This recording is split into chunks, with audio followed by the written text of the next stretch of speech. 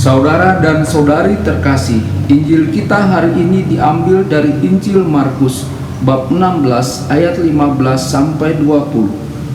Pada suatu hari Yesus yang telah bangkit dari antara orang mati menampakkan diri kepada ke-11 murid dan berkata kepada mereka, "Pergilah ke seluruh dunia, beritakanlah Injil kepada segala makhluk. Siapa yang percaya dan dibaptis akan diselamatkan, tetapi siapa yang tidak percaya akan dihukum. Tanda-tanda ini akan menyertai orang-orang yang percaya. Mereka akan mengusir setan-setan demi nama-Ku. Mereka akan berbicara dalam bahasa-bahasa yang baru bagi mereka. Mereka akan memegang ular, dan sekalipun mereka minum racun maut, mereka tidak akan mendapat celaka. Mereka akan meletakkan tangannya atas orang sakit, dan orang itu akan sembuh." Sesudah Tuhan Yesus berbicara demikian kepada mereka, terangkatlah Ia ke surga, lalu duduk di sebelah kanan Allah. Mereka pun pergilah memberitakan Injil ke segala penjuru, dan Tuhan turut bekerja dan meneguhkan firman itu dengan tanda-tanda yang menyertainya. Berbahagialah orang yang mendengarkan sabda Tuhan dan tekun melaksanakannya. Sabdamu adalah jalan, kebenaran dan hidup kami.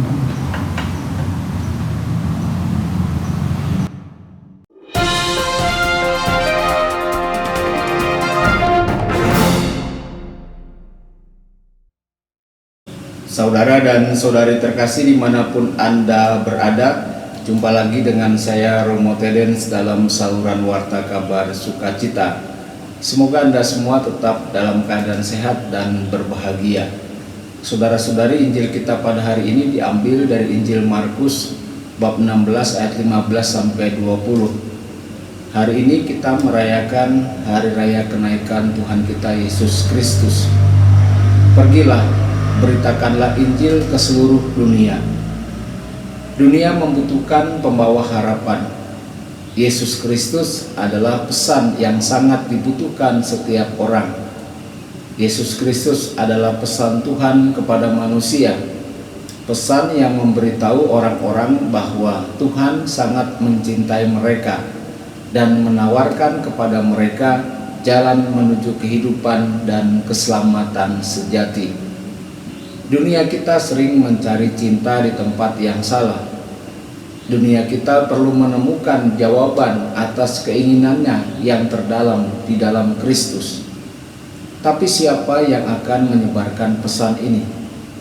Saudara-saudari, orang seperti Santo Paulus menanggapi kisah Kristus dengan serius dan melihat bahwa mereka juga dapat menjadi pembawa harapan. Apakah kita menyadari bahwa diri kita juga bertanggung jawab untuk menjadi pembawa pesan harapan? Tuhan bertindak pada mereka yang mempercayainya. Santo Paulus adalah contoh dari apa yang Tuhan dapat lakukan melalui seseorang yang percaya kepadanya. Santo Paulus menghargai kasih karunia yang Kristus berikan kepadanya. Dia menyerahkan hidupnya sepenuhnya di tangan Kristus dan tidak takut untuk memberitakannya kepada semua orang yang ia temui. Meskipun Paulus menghadapi banyak kesulitan, karyanya menghasilkan buah yang sangat besar dan membantu memperluas jumlah komunitas Kristen. Saudara-saudari, apakah kita percaya bahwa Kristus dapat bekerja melalui diri kita saat kita berpartisipasi dalam evangelisasi baru? Inilah kesempatan kita sekarang. Santo Paulus dan para rasul pertama tidak menunggu sampai semua keadaan benar sebelum memulai penginjilan. Begitu Kristus telah menyentuh hidup mereka dan setelah Dia memberi mereka perintah untuk memulai pemberitaan Injil, mereka segera memulainya. Gereja telah meminta kita untuk memulai kembali hari ini. Seperti Santo Paulus, kita harus merasakan bahwa api kasih Kristus mendorong kita. Kita tidak bisa menunggu sampai situasinya menguntungkan kita. Kita harus melakukan apapun yang bisa kita lakukan saat ini.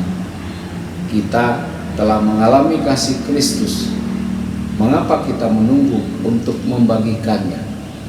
Tuhan Yesus memberkati dan menyertai Anda semua. Sabda Allah adalah kebenaran.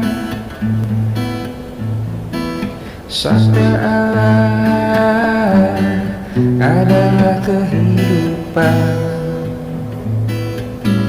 Mari kita mencintainya, mari kita menghayatinya.